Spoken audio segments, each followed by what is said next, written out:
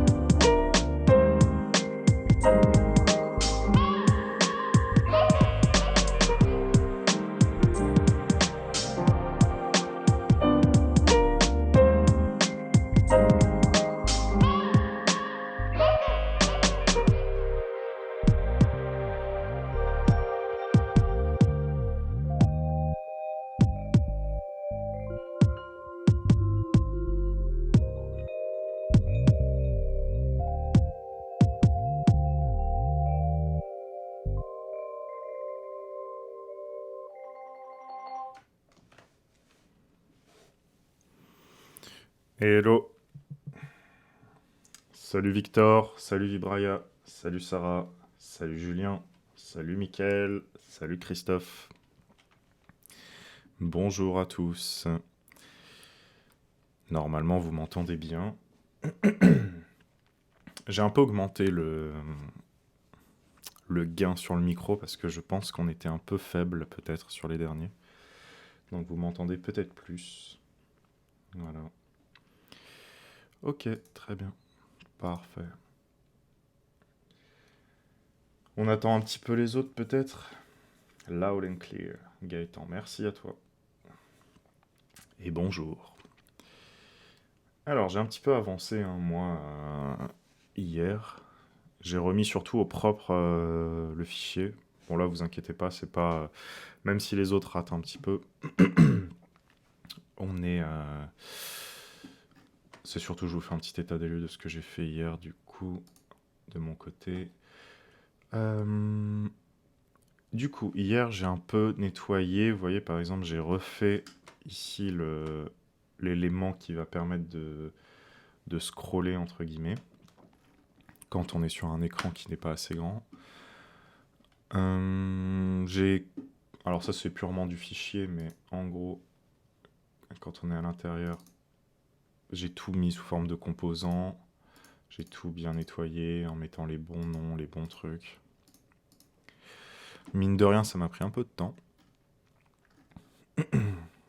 Et j'ai refait du coup au propre le menu en mode mobile.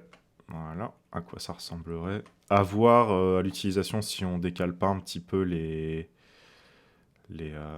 éléments. Et vous savez quoi? J'ai encore ce problème de roboto. Je vais péter un câble. Ah, je vais péter un câble. Est-ce qu'on peut pas le résoudre maintenant? Je vais vous montrer ce que j'avais fait pour le résoudre, mais je suis même pas sûr que ça... En gros, faut qu'il arrête d'utiliser les fonts. Fonts, ça doit être là. Alors, ils sont malins, ils mettent un truc F, c'est pour fonction normalement. Ok, on va désactiver toutes les fonts. Déjà, on va quitter le fichier et on va réinstaller les fonts nous-mêmes.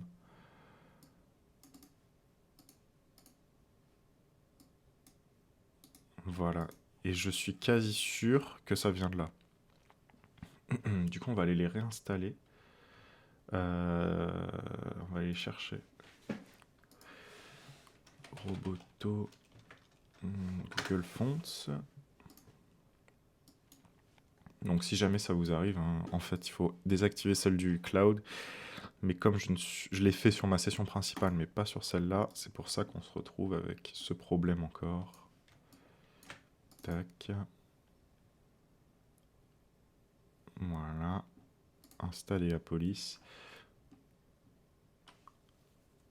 Ah, 3 problèmes mineurs ont été détectés. Pourquoi? Qu'est-ce qu'il va me dire?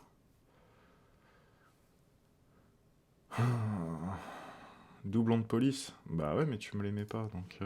Attendez, peut-être qu'il va les chercher, en fait. On va regarder. Bah non. Si, mais non. mettre... pourquoi est-ce qu'il fait ça? Roboto. En fait, je sais que ça a posé le problème parce que vous voyez, là par exemple, l'étoile, elle est pas... je l'avais pas centrée comme ça. Elle était centrée sur le truc. Et en fait, à chaque fois, ça me décale de 1 pixel. Donc c'est archi énervant. Ça casse tout mon alignement en fait. Donc je vais réinstaller. On va voir. On va voir si en réinstallant ça marche.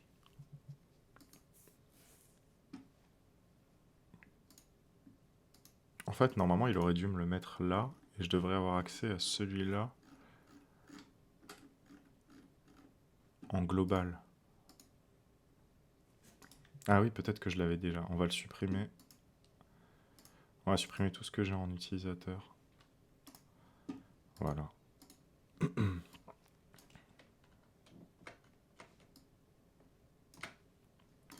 Hello Spit, ouais, t'es en retard. Bravo. Bon, il continue à me le dire, c'est pas grave, on va les installer quand même. Voilà. Et on va aller chercher la police Montserrat, du coup. Montserrat.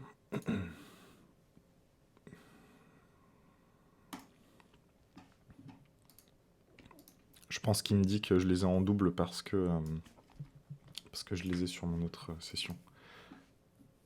Il devrait logiquement me le dire là aussi. Ouais, voilà. C'est pas grave. Tac.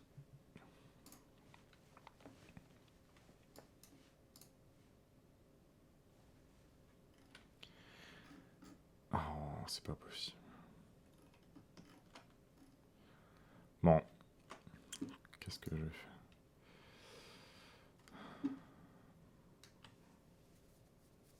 Comment on va faire? Est-ce que c'est le moment où on passe toutes les fontes Roboto sur OpenSAN ou un autre truc et on les mettra en Roboto de façon après? Peut-être. Est-ce qu'on fait ça? Je crois qu'on va faire ça parce que ça me prend la tête. Alors, salut Myrem. Spit, tu vas au bureau aujourd'hui? Eh ben, il y en a qui sortent de chez eux, c'est bien. Je pense que OpenSAN, au final, c'est celle qui ressemble le plus à un Roboto, mais elle est quand même assez... elle est quand même assez expressive. Je préférais un truc plus neutre. En vrai, le Noto sans JP, ça ressemble vraiment pas mal, à part les G qui sont pas du tout les mêmes. Ils ressemblent plus à OpenSAN, du coup. Il faudrait qu'on se trouve une bonne police. Bon, écoutez, on n'a qu'à essayer avec... On n'a qu'à essayer avec OpenSAN, on va voir ce que ça donne.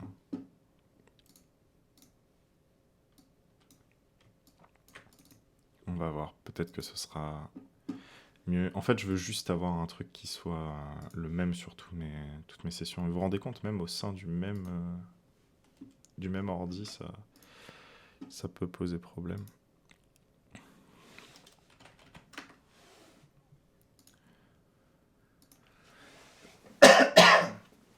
Excusez-moi. Alors, je pense qu'on va faire ça. En vrai, ça passe. C'est pas mal, OpenSAN. Faudra peut-être que je remette en...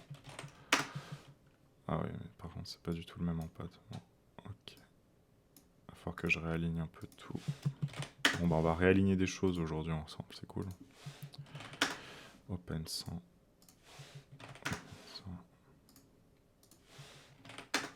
C'est quand même un mystère, cette histoire de... C'est très très énervant. Tac. Après, vous allez me dire, au moins ça donnera un peu d'originalité, vu que tout est déjà en Roboto. C'est pas très beau comme police. C'est pas que c'est pas très beau, en fait. C'est que c'est une police qui exprime autre chose, en fait. Et c'est pas forcément...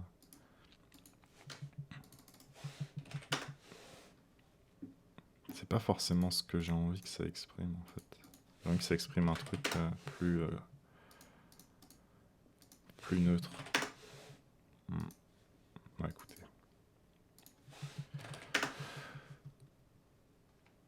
Mais même l'espacement, vous voyez l'espacement entre les lignes, il est énorme en fait comparé à un Roboto.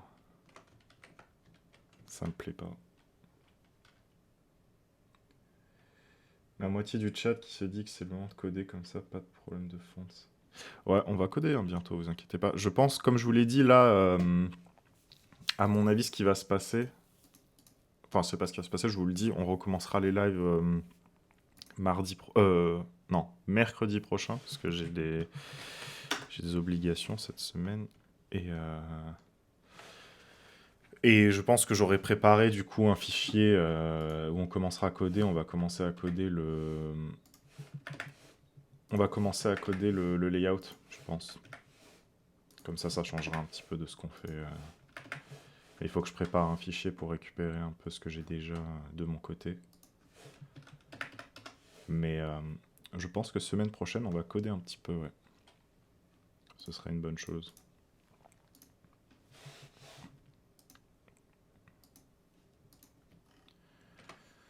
Ouais, écoutez, ça passe en vrai. Hein. Franchement, c'est pas si dégueu. Hein.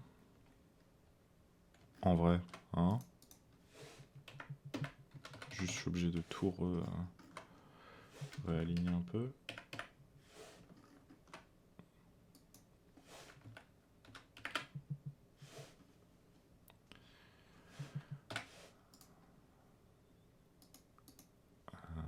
Je vais les récupérer, mais... Regardez comment je me suis... je me suis embêté à faire tout. J'ai tout aligné sur des guides, en fait.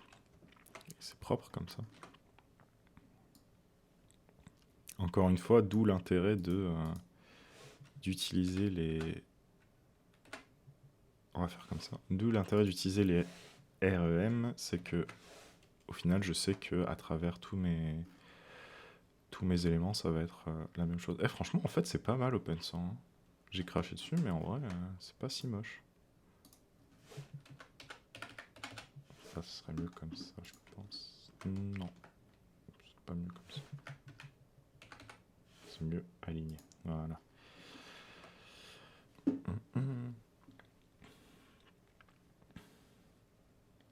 C'est pas une police pour s'adresser au monde infeutré. Ouais, mais c'est une police qui bouge pas quand je change de poste, donc on va faire avec pour l'instant. Tu m'excuseras. Après, je vous montrerai un peu plus ce qui a bougé du coup. Ça, j'aurais dû faire typiquement un composant pour que ce soit à peu près le même en mobile et en desktop. On fera peut-être ça. Ou je le ferai de mon côté. Là, je suis désolé, je suis obligé de faire ça. J'ai pas envie de le faire, je vous le dis. J'ai vraiment pas envie de le faire, mais je suis obligé parce que sinon, après, tout ce que je vais faire ici, je peux pas le récupérer sur mon autre session. Et ça me foutrait la haine un peu. Combien j'avais mis là ?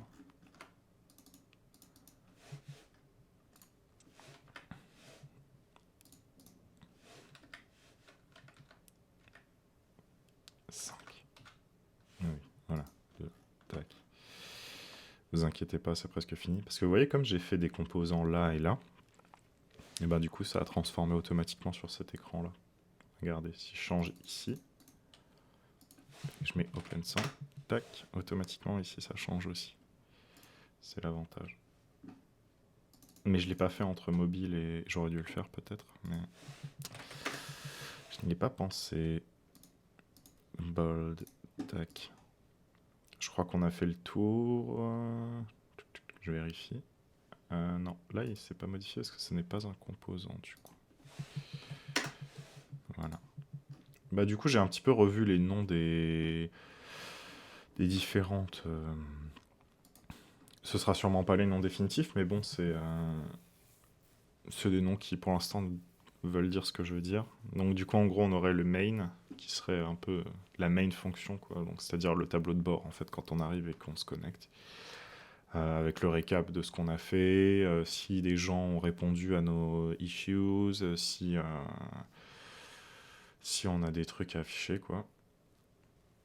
Les workshops, donc ce seraient les versions premium des solutions des scénarios. La dev roadmap, ce serait les différents scénarios à remplir.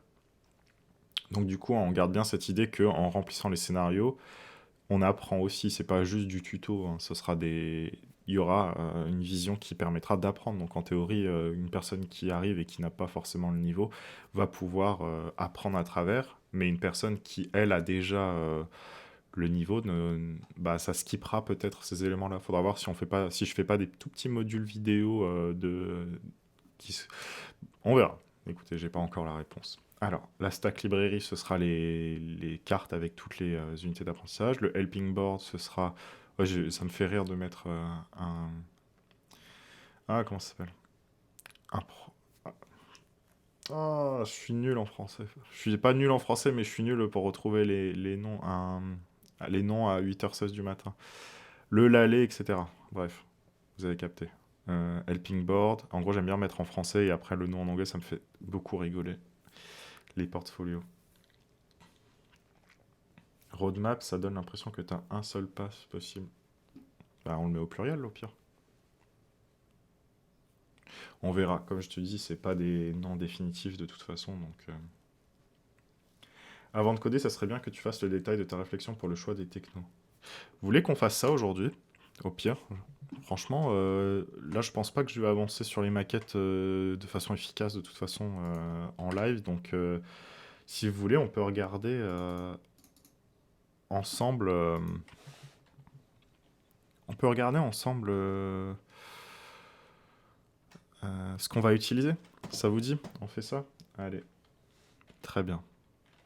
Je vais juste remplacer ici par Open100 et le mettre en bold. Alors, faisons un petit état des lieux. Voilà, ça va parler de code, ça va vous intéresser.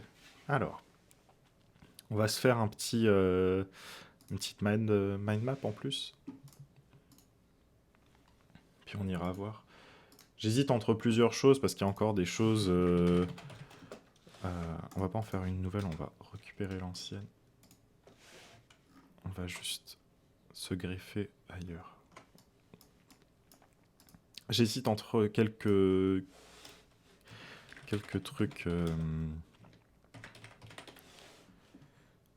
différents, mais justement, ce sera peut-être l'occasion de creuser un peu ensemble.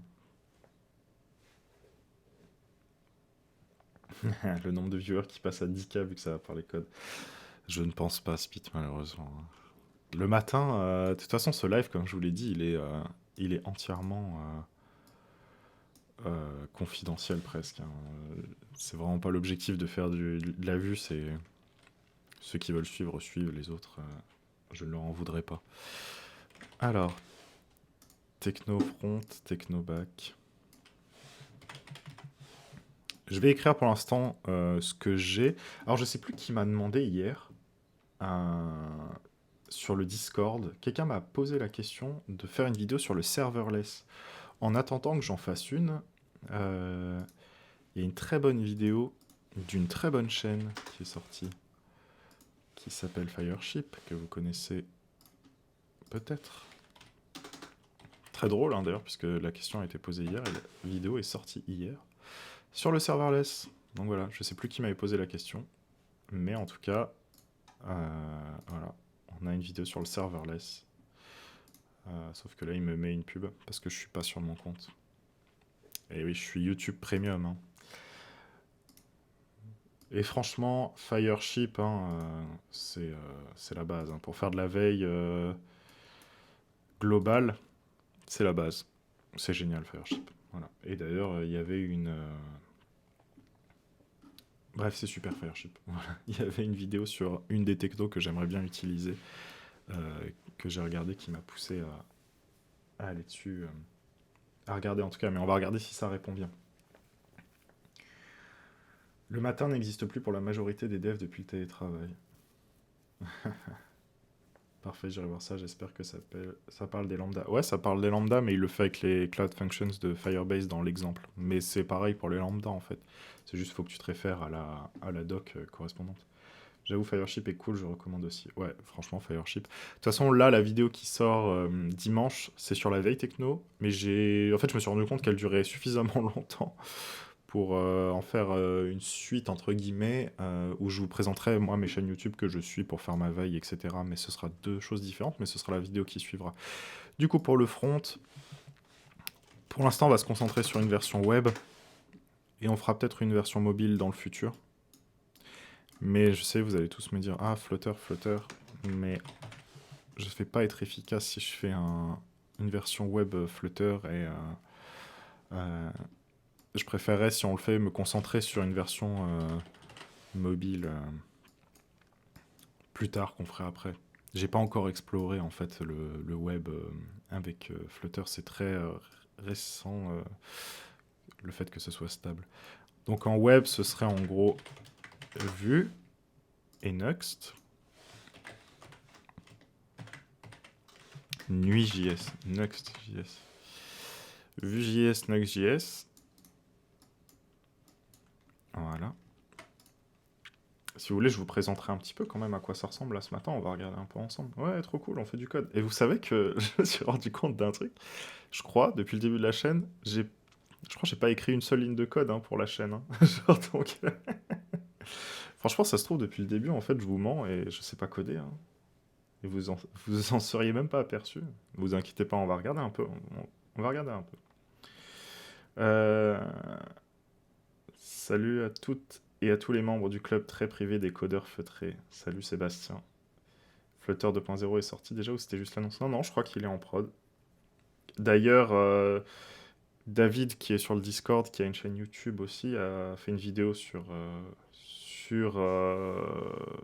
justement comment passer au web et tout. Allez voir. De toute façon, il passera peut-être ce matin. Si vous voyez David Silva, vous lui demandez. Je crois que c'est David Silva, peut-être que je dis n'importe quoi. Salut à toi Hugo, salut Sébastien. T'inquiète, c'est pas de souci. Pourquoi tu streams sur YouTube plutôt que sur Twitch? Parce que la communauté pour l'instant est uniquement sur YouTube et dans le futur on passera peut-être sur Twitch, mais si tu veux, pour moi c'est plus simple, je connais bien YouTube et du coup je me sens plus à l'aise pour ces lives là ici, mais peut-être qu'un jour on passera sur Twitch, peut-être.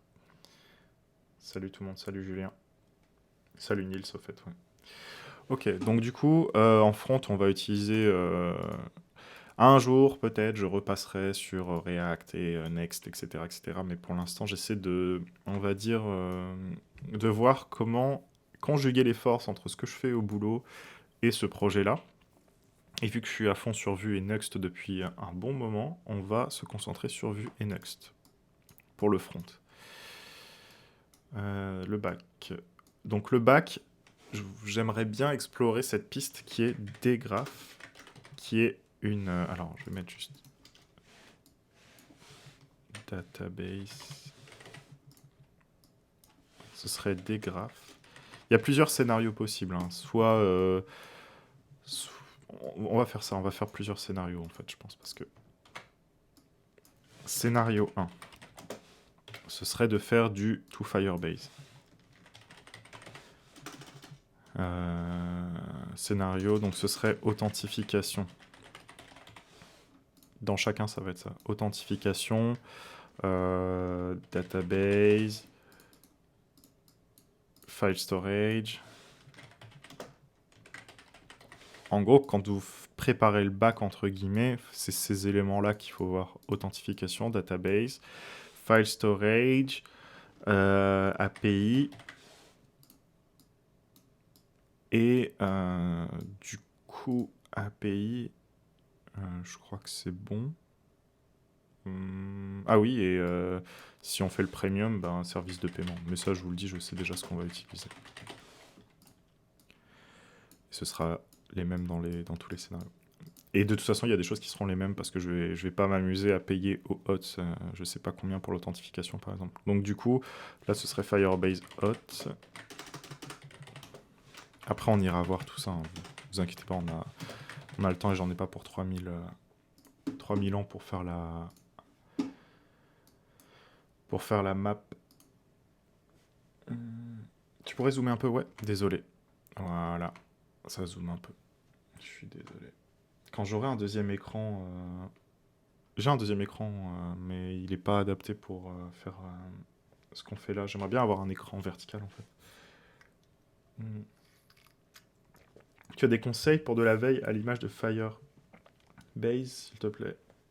Bah, tu vas voir, dimanche, il y a une vidéo qui sort sur tous les conseils, purement conseils que je peux vous donner pour faire de la veille. Et après, dans le futur, je vous fais une deuxième vidéo où je vais vous donner des sources que moi j'aime bien. Mais il faut bien séparer les deux parce que je pense qu'il faut construire soi-même ses sources. Je compte m'atteler à réaliser une app cross-platform macOS, Windows, JavaFX, c'est bien ou il y a mieux? Bah, il y a Flutter. Va voir Flutter, hein. Franchement, je pense que là, c'est le truc qu'il faut utiliser en ce moment si tu veux faire du cross-platform. Je connais pas du tout JavaFX. Mais tu parles peut-être du back? Je ne sais pas. JavaFX, je ne connais pas. On ira voir peut-être si on a le temps. Mais va voir Firebase. Flutter, pardon. Authentification, donc ce serait Firebase Hot. Database, ce serait le Firestore, du coup, avec peut-être le Real-Time Database, s'il faut en plus. Database. Alors ça vous parle peut-être pas tout ce que je mets là, mais on ira voir après, vous inquiétez pas, je vais vous présenter les différents éléments. Le file storage, ce serait du coup Firebase Storage, qui sera de toute façon Firebase Storage dans tous les cas, parce que j'aime bien, je trouve qu'elle est sympa l'API. L'API, ce serait le Firebase SDK. En gros, on n'aurait pas à coder d'API. Et si peut-être des Cloud Functions, serverless du coup, si besoin.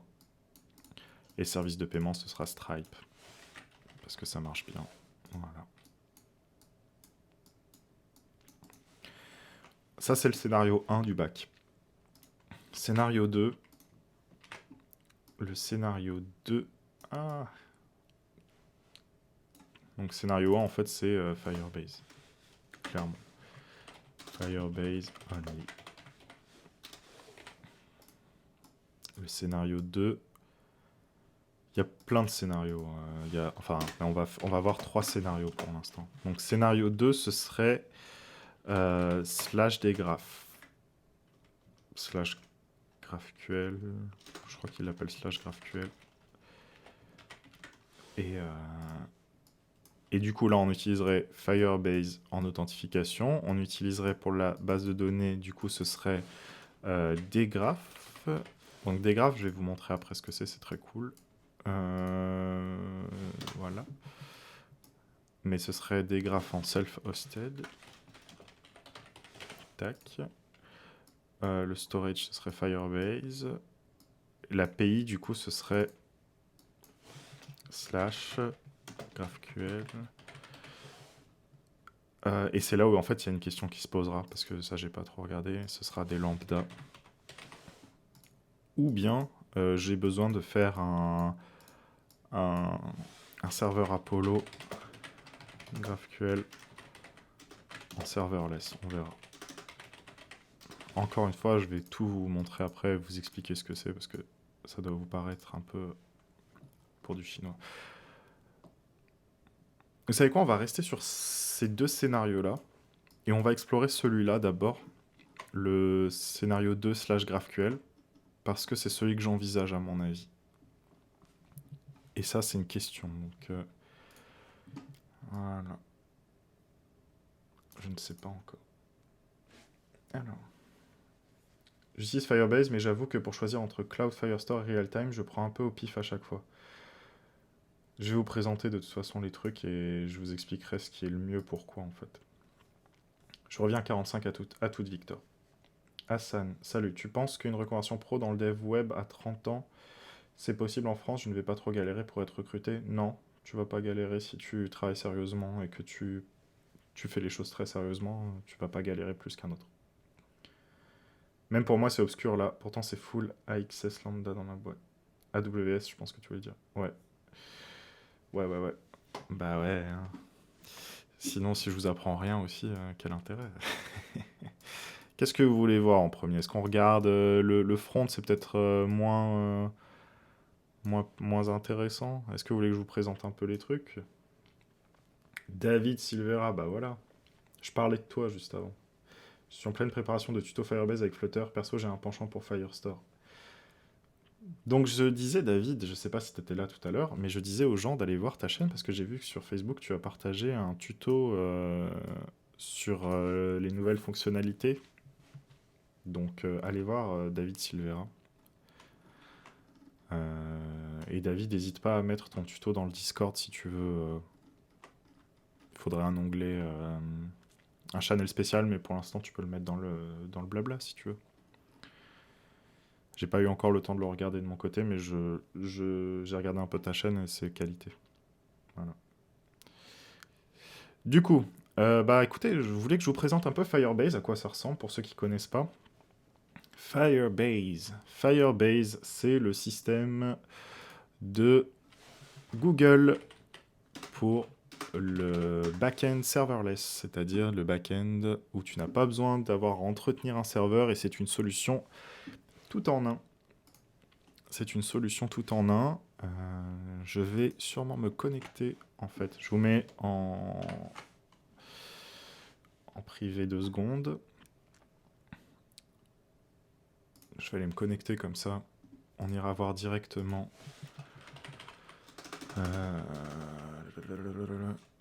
Un projet.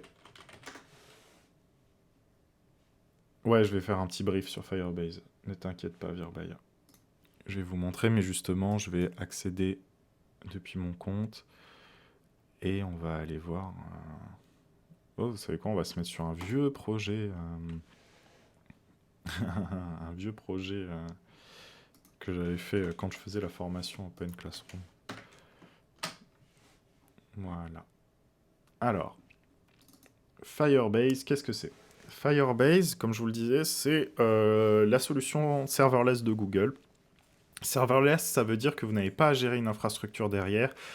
Donc il y a moi j'estime qu'il y a différents niveaux de serverless. Hein. On peut très bien considérer que un peu en soi, déployer un Docker sur une plateforme type AWS et tout, c'est une forme un peu de serverless aussi, parce qu'on va pas avoir à gérer toute la partie DevOps. Si je dis pas n'importe quoi, je suis pas back à mort, hein, je vous le dis tout de suite, donc il y a peut-être des choses que je vais dire qui vont être un peu mal qualifiées en termes de vocabulaire, mais en tout cas, là on est dans une solution qui est encore plus serverless que ça, c'est-à-dire que tous les services sont à disposition directement. Comme je vous le disais, dans un bac, en général, on a besoin de ces choses-là. On a besoin d'une authentification pour pouvoir établir des règles d'accès, que ce soit à l'API ou à la base de données quand on est client.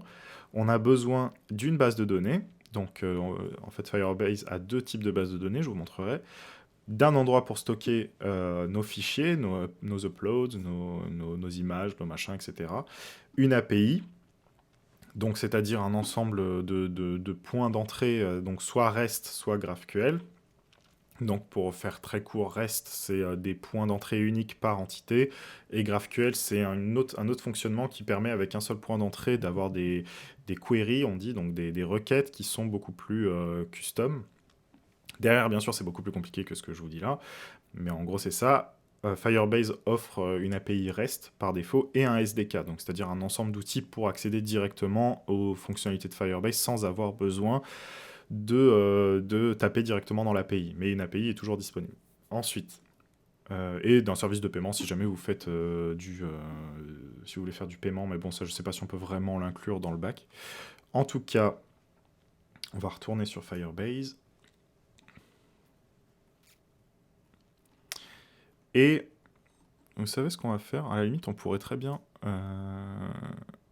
Je vous remets 2 secondes en confidentiel. Je vais juste... Ce qu'on va faire, c'est qu'on va plutôt ouvrir un Firebase avec le compte de la chaîne. Ce sera mieux. Comme ça, j'aurai un Firebase à dispo pour vous faire des démos et tout. Parce que là, c'est mon Firebase que j'utilise.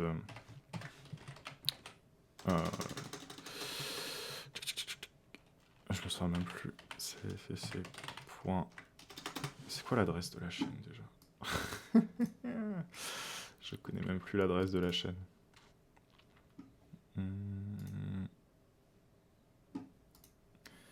Là, ah, c'est ça. ccc.hugo.t@gmail.com. C'est l'adresse sur laquelle vous pouvez en théorie envoyer un message si besoin. Tac. Et du coup... Ok. Tac. Voilà. On va faire un petit tour d'horizon. Il nous reste 25 minutes et on va faire un tour d'horizon de Firebase. Du coup, je vous remets. Voilà. Comme ça évitera que je fasse des projets... alors que j'ai déjà des petits projets perso sur mon compte principal. Alors, Firebase vous aide à créer... Donc voilà, ça c'est la page d'accueil. On s'en fout complètement de la page d'accueil. Nous, on veut accéder à la console. Et on va créer un projet. On va l'appeler daily test YT. Voilà. Allez, j'accepte les conditions. On active. On va mettre en France. Je vous fais pas le détail de la configuration, on s'en fout. C'est juste que je dois le faire. En théorie, je pourrais même laisser l'autre. Voilà. Donc là, il va me créer un projet.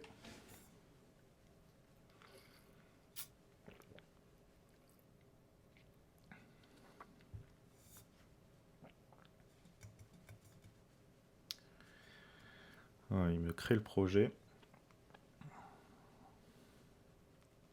Et franchement, Firebase, si vous êtes orienté plutôt front, c'est trop bien, hein, Firebase, parce que ça vous permet de déployer des bacs très facilement. Bon, après, dès que vous allez rentrer un peu dans le dur, je vous donnerai les limites de Firebase juste après. Quand vous allez rentrer un peu dans le dur, vous allez devoir faire des choses un peu plus custom.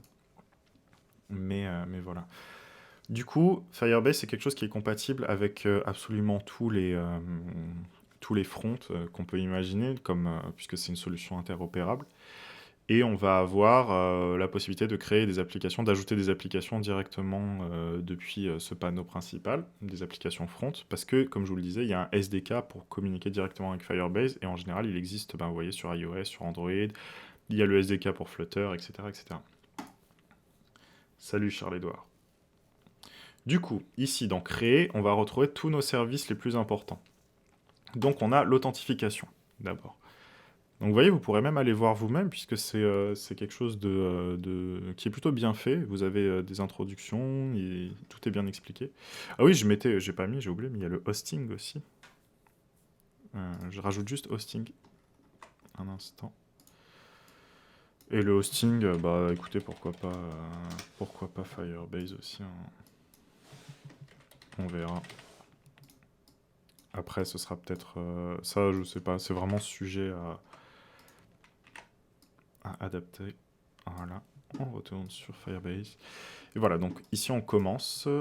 Il faut activer les services pour Firebase. Tous les services qui sont là, il faut les activer une première fois. Donc si jamais un jour vous l'utilisez et que vous vous dites mais pourquoi ça marche pas, bah, c'est parce que vous n'avez pas encore activé. Du coup, ici, ce qui est vachement bien avec Firebase, c'est que c'est le même principe que... Enfin, c'est le principe OAuth, c'est-à-dire que vous allez pouvoir utiliser plusieurs sources d'authentification qui vont converger vers Firebase et qui vont vous permettre de vous identifier sur Firebase. Donc c'est quand vous voyez en général se connecter avec Google, se connecter avec Apple, se connecter avec GitHub, etc., ben, tout ça, c'est ce principe d'authentification globale et Firebase le permet. En général, au début, quand on commence un projet, on va juste activer l'adresse email, mot de passe. Donc, on va activer ça. Voilà. Et du coup, là, on a juste l'authentification. Et l'authentification, elle va fonctionner avec si on travaille avec le SDK, en fait, pour faire simple, on va avoir des méthodes on va juste envoyer mot de passe et email. Et ensuite, en fait, Firebase va générer un token, donc un élément d'identification, qui va être très propre à Firebase. Ça va pas être un JWT classique, mais...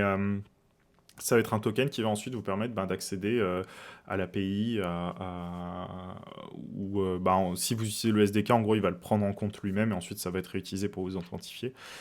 et ça va vous permettre ensuite de pouvoir établir des règles sur les autres éléments. Mais il faut savoir que la limite, c'est qu'on ne peut pas mettre en théorie ce qu'on veut dans le token, sauf avec les custom claims, qui sont une autre fonctionnalité, entre guillemets, qui nous permet de rentrer des choses dans le token et donc d'identifier un peu différemment. Mais ça, c'est justement, ça fait partie des choses un peu plus techniques, un peu plus en profondeur.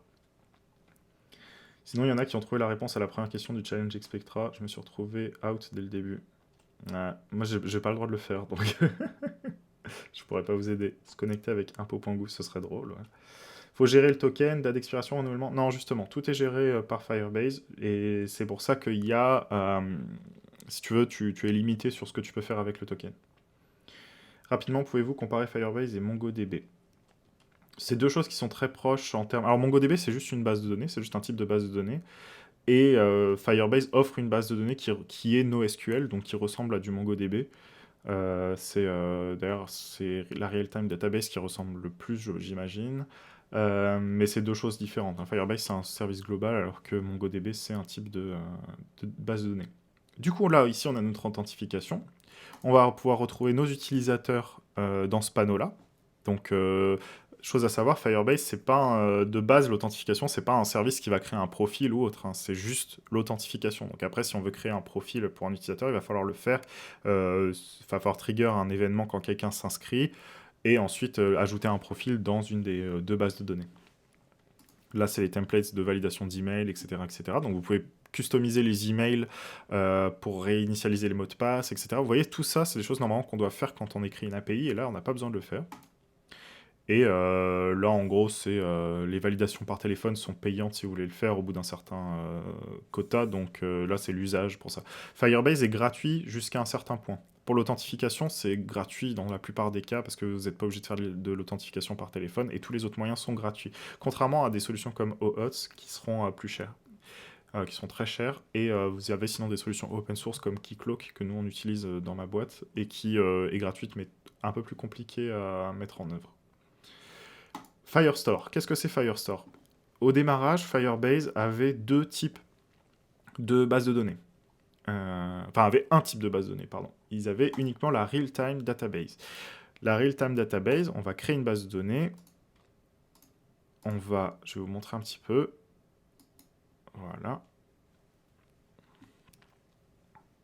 La Real-Time Database, ça ressemble à une base de données NoSQL. C'est pas que ça y ressemble, c'est une base de données NoSQL. La différence entre SQL et NoSQL, c'est qu'une base de données SQL, ça va être une base avec des tables qui vont avoir des relations les unes avec les autres et donc des clés de jointure entre les différentes tables. Une base de données NoSQL, c'est une base qui va être fondée sur un principe qui ressemble à des objets en fait en JavaScript, donc c'est-à-dire des ensembles clés-valeurs. Donc par exemple ici, on voit que je peux rajouter un champ, par exemple users, qui va être... alors même, je ne devrais pas faire comme ça. Ça fait longtemps que je n'ai pas utilisé celle-là. Donc en fait, il faut, je crois... non, je crois que ça se crée vraiment comme ça. Donc ce serait users... Attendez. J'utilise plus celle-là, donc je vais avoir un peu de mal. Users et les values, on va être... ok, juste pour voir. Hein.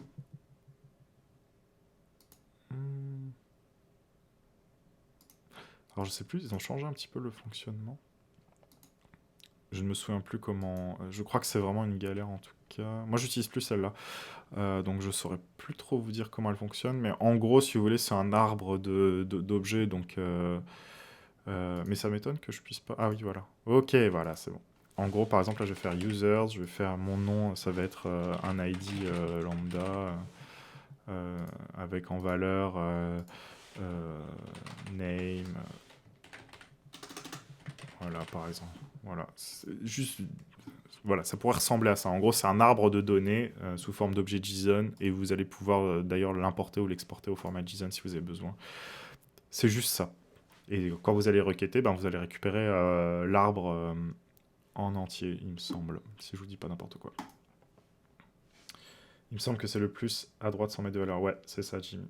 Merci. Yes, pour moi, Real-Time Database devient obsolète depuis la venue de Firestore, qui est bien plus simple, mais bien plus cher.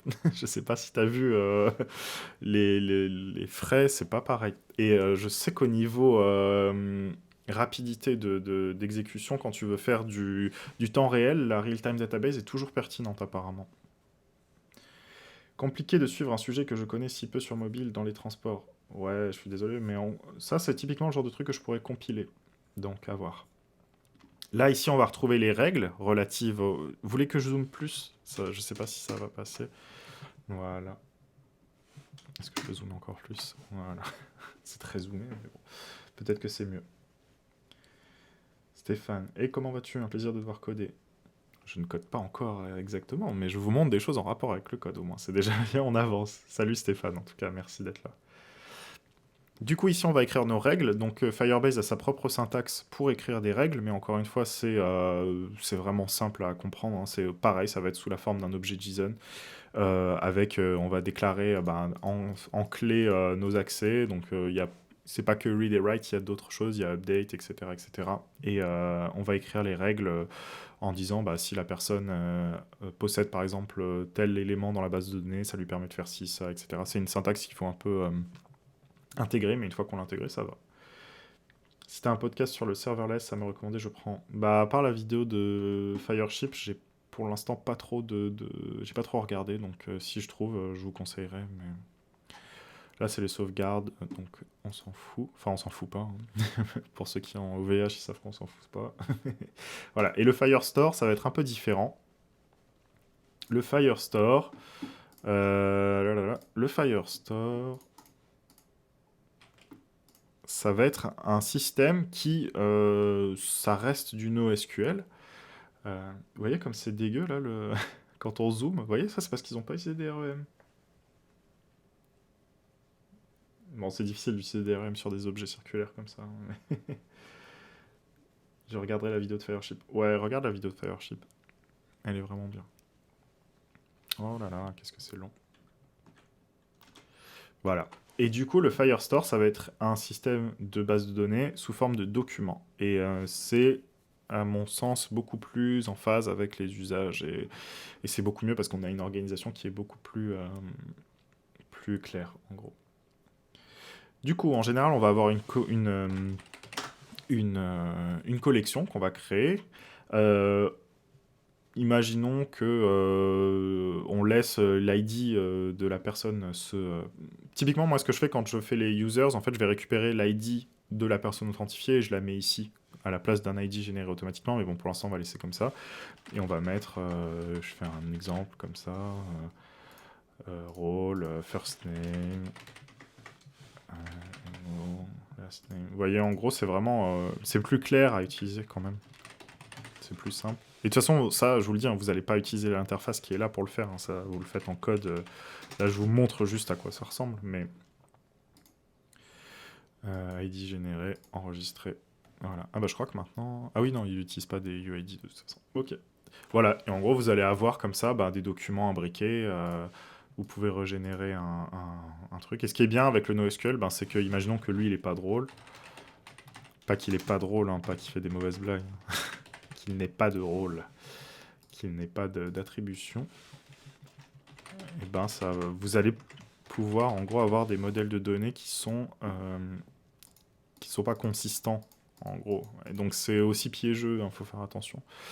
Et à chaque fois, dans un document, vous allez pouvoir retrouver et créer une sous-collection, etc., etc. En fait, c'est un système d'imbrication comme ça. Après, moi, je limite en général je fais pas de sous-collection, moi personnellement.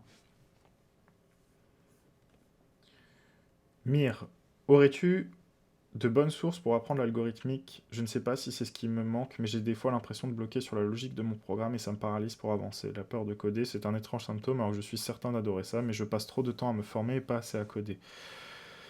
L'algorithmique, je sais que GraphiCart a fait tout un chapitre dessus. Il a fait un truc vraiment cool, mais te prends pas trop la tête sur l'algorithmique, parce que si tu veux, les problèmes que tu risques d'avoir à résoudre, souvent, tu vas pas te poser des questions algorithmiques très profondes.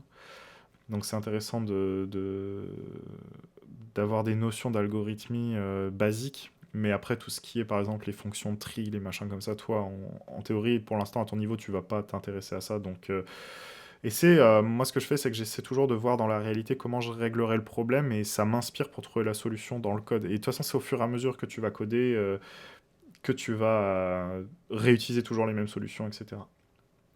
Pour toi qui as fait Open Classroom, je suis sur le projet 7 du parcours front, j'apprends la manipulation des API avec Fetch, Den, les Promise et les For Each, trop bien. Ouais, mais je pense que les projets ont changé, mais oui, tu fais de la synchrone, c'est une très bonne chose. Voilà, donc vous avez vu un petit peu le Firestore à quoi ça ressemble. Pareil, on va avoir un système de règles qui va être un petit peu, qui va être une version un peu plus claire à rédiger. Et ce qui est très bien avec Firebase, c'est que si vous installez Firebase sur votre machine, vous allez pouvoir en fait tout ce que vous voyez ici dans la console, en fait, vous allez pouvoir le faire directement en code avec des fonctions, avec, vous allez avoir un fichier avec vos règles, vous allez pouvoir les écrire, etc., etc. Firestore, souvent on a besoin, quand on va faire des requêtes un peu plus complexes, de créer des index pour pouvoir retrouver. Et il y a une limitation qui fait que je pense pas utiliser ni la Real-Time Database ni Firestore, c'est qu'on ne peut pas faire de recherche sur des champs textuels complexes. Donc, c'est-à-dire que par exemple, typiquement, j'ai un... Pour le chat ou pour le forum ou pour les trucs comme ça, je veux rechercher un message, et ben avec Firebase, bonne chance pour avoir une fonction de recherche de message. C'est pour ça qu'on n'utilisera sûrement pas pour la base de données ni Firestore ni Real-Time Database. L'usage, là, ça va vous permettre de voir un petit peu, vous voyez, vous savez jusqu'où c'est gratuit. Donc franchement, pour des prototypes, il y a très peu de chances que vous dépassiez. Attention quand même, si vous avez une boucle qui vous met dans le rouge, attention. C'est pour ça qu'il vaut mieux tester sur émulateur. Dans Firebase, vous avez un émulateur pour tester vos fonctions, pour tester vos Firestore, etc. Toujours passer par des émulateurs si vous voulez faire des tests. T'as Jérémy Mouzin qui va démarrer sa formation. Pendant quelques temps, elle sera à moitié prix. Il fera des lives privés avec les premiers inscrits pour la construire avec eux. Ce sera formateur. Ouais, pourquoi pas, je ne connais pas. Peut-on héberger un projet gratuit sur Firebase? Si oui, les méthodes POST et GET sont possibles. Oui, oui, tu peux. Je vous ferai un brief si vous voulez la prochaine fois, peut-être sur l'hosting justement. Hosting, on va pouvoir. Et je crois même, alors j'ai commencé à explorer, mais je crois même qu'on peut héberger une application presque server-side rendering, genre type Nuxt ou Next, à l'intérieur de Firebase avec une Cloud Functions. Mais tu peux très bien générer un site statique, tu peux très bien générer une SPA, une Single Page Application, et la mettre dans le hosting, ça marchera très bien. C'est quoi, Hugo, les fonctions basiques en algo? Jusqu'où il faut qu'on aille en tant que débutant au minimum? Faut que tu t'intéresses bien aux fonctions de tri des tableaux. Je pense que c'est vraiment c'est quelque chose de très important, mais c'est très difficile de dire comme ça. Tout ce qui est les fonctions de base sur les objets de base, tout ce qui va être les fonctions Mais si tu veux, l'algo, c'est pas tellement les fonctions, en fait. L'algo, c'est des méthodes pour réduire le temps de travail de ton processeur, en fait. Donc, l'algo, c'est pourquoi est-ce que tu ferais mieux de faire ça plutôt que ça? C'est pour ça que je te dis qu'au début, c'est pas forcément une question que tu vas te poser parce que tu vas pas être dans l'optimisation de ton code. Tu vas être plus dans juste le fait que ça marche et après tu vas aller voir l'optimisation, comment les autres ont fait pour optimiser, etc., etc. Mais tout ce qui est la gestion des tableaux, savoir bien traiter un tableau, utiliser les bonnes méthodes, type utiliser filter au lieu d'utiliser du push pour à chaque fois dans une boucle renvoyer un truc, des choses comme ça, c'est important. Donc ici on a le storage. Le storage c'est un peu un storage à la Amazon, il me semble. Donc on va avoir un bucket dans lequel on va pouvoir mettre des fichiers, on va pouvoir faire des dossiers, etc. Bon, c'est un storage classique. On peut définir des règles aussi. Donc les règles sont un petit peu différentes. On n'a pas les mêmes accès. On ne peut pas accéder directement dans le storage aux éléments de la base de données. Donc c'est là où, par exemple, si on veut faire des accès restreints sur le storage, on va être obligé de mettre des claims, donc c'est-à-dire des éléments personnalisés à l'intérieur du token pour pouvoir les vérifier ici. Bref, ça rentre un peu dans le détail, mais voilà, considérez que c'est juste un espace de stockage de fichiers ou de données, on va dire, profondes, donc on n'a pas besoin de récupérer tout le temps. Hosting, ça va vous permettre ici de déployer une application soit statique, soit une single page application directement sur Firebase en vous générant, donc c'est gratuit, hein, c'est pour ça que c'est trop bien, en vous générant une URL sur laquelle vous allez pouvoir explorer votre application, tout en vous permettant de customiser avec une URL qui vous appartient si vous avez besoin.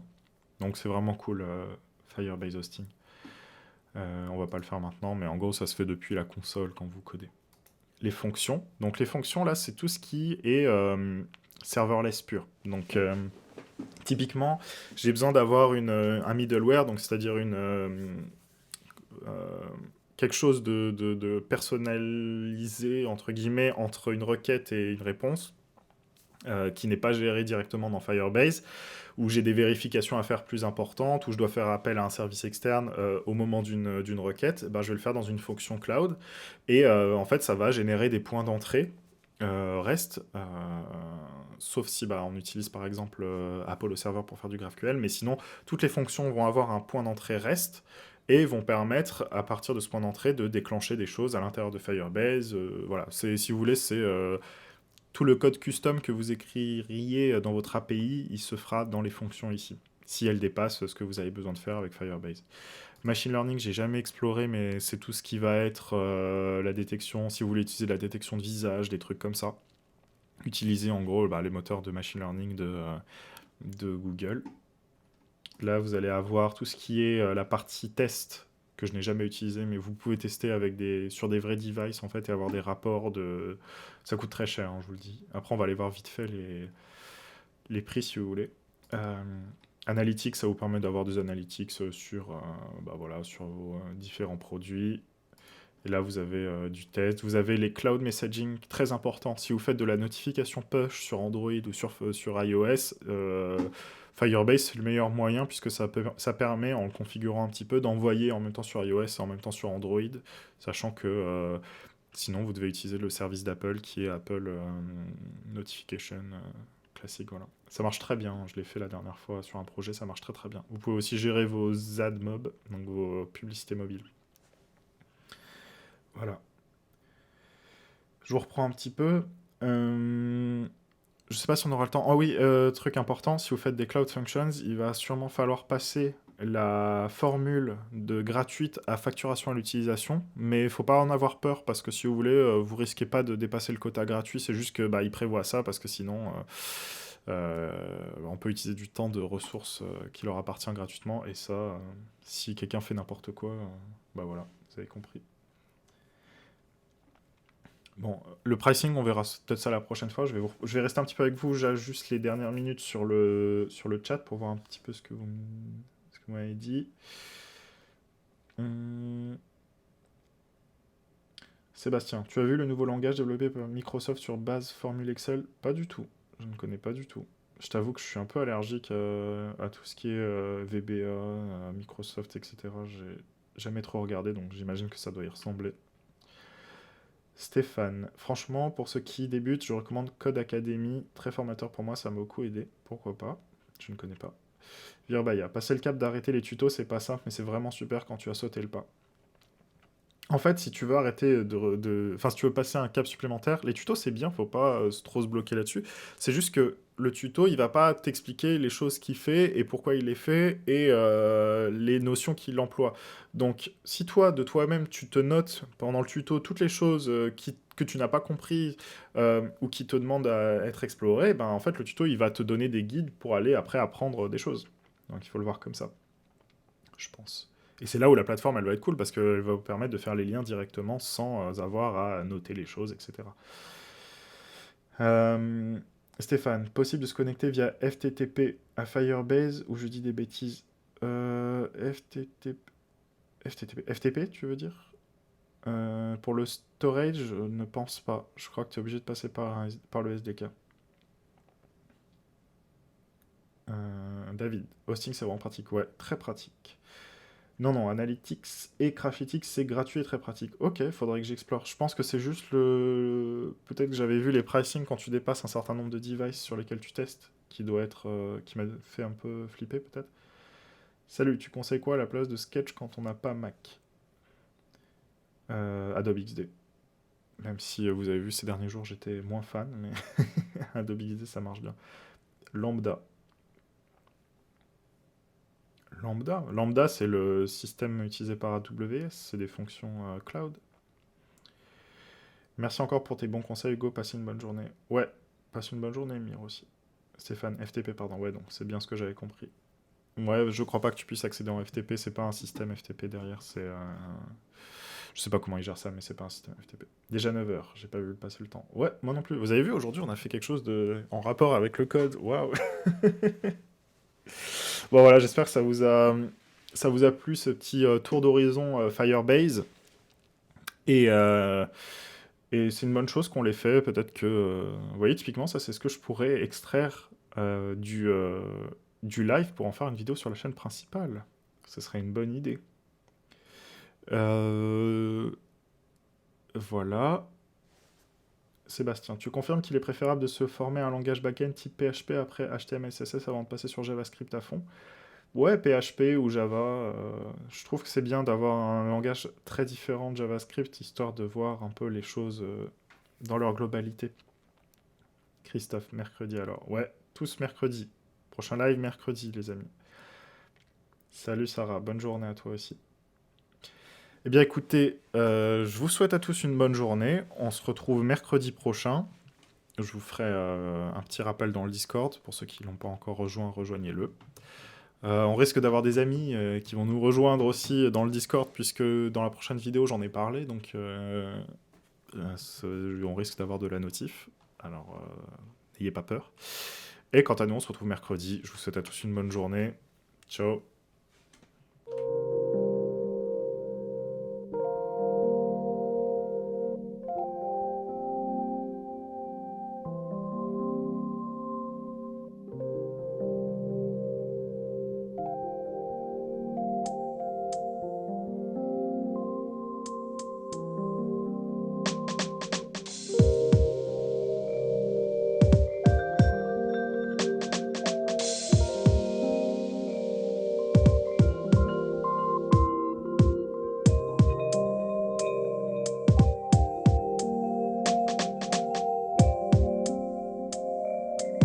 Stay hungry, stay foolish, stay foolish.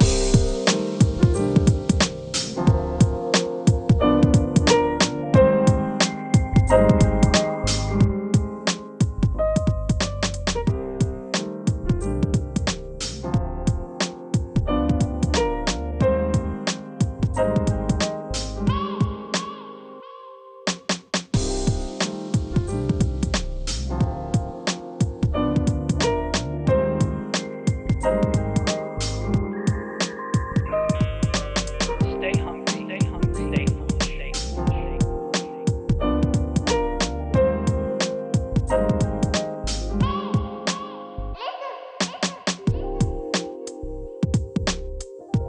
It was their farewell message they signed off. Stay hungry, stay foolish, stay foolish. And I have always wished that.